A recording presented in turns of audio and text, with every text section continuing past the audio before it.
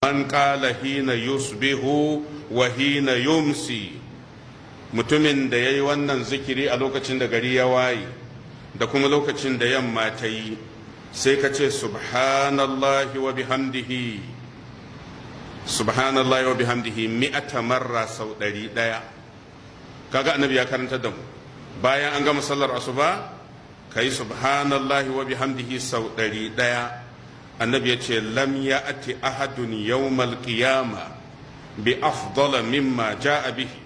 idan aka tashi a kiyama babu wanda zai zo da yana tare da abin da ya fi naka, babu shi.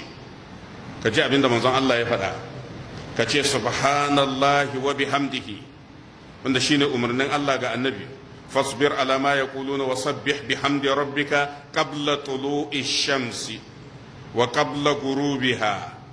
Allah ke gaya wa annabi, shine manzon Allah ya ce idan har ka ce subhanallahi wa bihamdihi sau 100, to a kiyama babu wanda zai zo da lada da ya fi naka illa ahadun qala misla zalika, sai wanda shi ma ya faɗi guda 100 din. manzon Allah ya ce auza da alaihi, ko yayi fiye da kai. kaga wannan sai ya nuna cewa subhanallahi wa bihamdihi yana cikin al-azkarul mutlaqa, zikiri ne da ba shi da adadi. duk sa'ilin da kai adadi mai yawa lada kake samu, babu wanda zai fi ka sai wanda yayi fiye da kai. to kaga kenan ba ma bukatar ka ce za ka yi 10,000, kawai kai ta yi sai inda Allah ya tsaye da kai. hadisin nan yana sahihu muslim, babu fadl at-tahlil wa tasbih wa du'a, shine hadisi na 2692. sannan akwai ɗaya riwaya ta Abu Huraira, annabi ya ce man qala hina yusbihu subhanallahi al-azim. waɗannan su ne hadisai da ya kamata kai ta nemowa, hina yusbihu wa hina yumsi.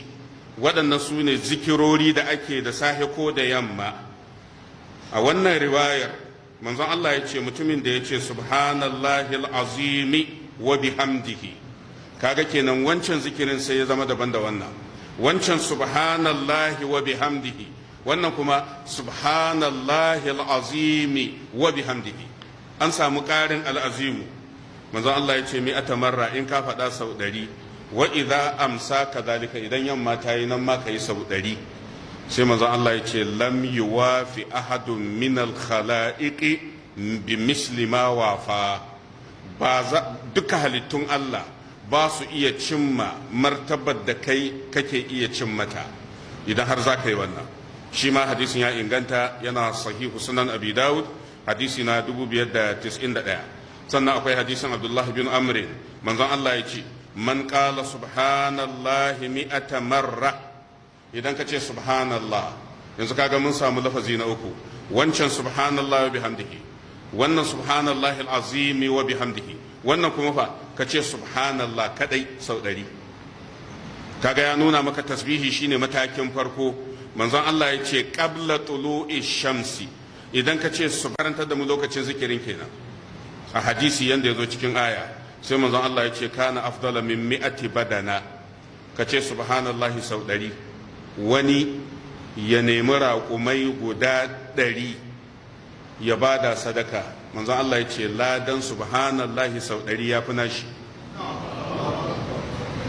kai ka ce subhanallah sau 100, wani ya bada raƙumi 100 sadaka fi sabilillah, manzon Allah ya ce ladan ka ya fi nashi. to kaga kenan ba inda mai kuɗi zai kai wanda talaka ba zai isa ba, inda ta samun lada ne a sunnar manzon Allah.